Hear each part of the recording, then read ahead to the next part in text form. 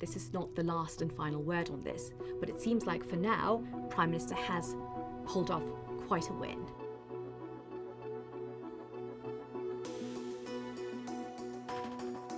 There was a lot of speculation with this rebellion. Would the bill pass with so many of the Prime Minister's Conservative colleagues potentially rebelling against it? If the Prime Minister only managed to pass the deal, for example, with the help of the Labour Party and the Lib Dems, what does that mean for the Prime Minister's authority over his own party? What does that mean about the integrity of the Conservative Party and the unity within it? It does seem like there were not as many rebels as we'd originally thought that there might be. So the Prime Minister comfortably passed the bill with quite a lot of support from his own party, it seems. But the debating chamber was really interesting. The disunity was completely visible when the debate was going on. There is no such thing as Northern Ireland sovereignty. There is only constitutional Westminster sovereignty.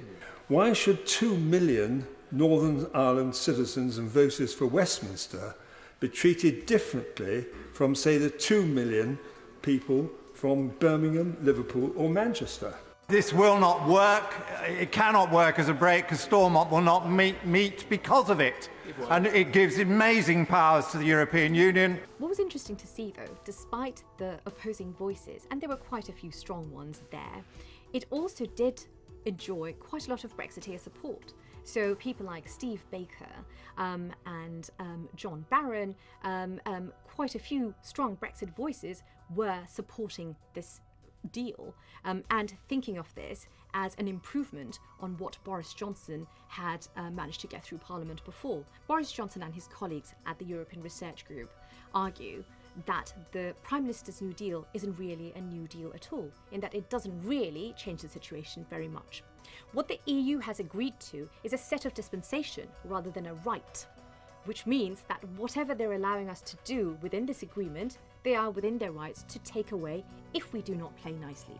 And if the whole point of this agreement is for us to be able to diverge to any considerable amount or any considerable extent in order to have our own rules, it just doesn't seem very likely that the EU will continue to give us this dispensation in order for Northern Ireland to have a special place within both the single market of the European Union and the UK's internal market.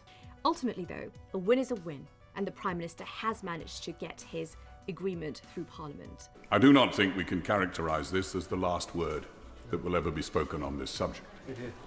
But it does represent material and real progress.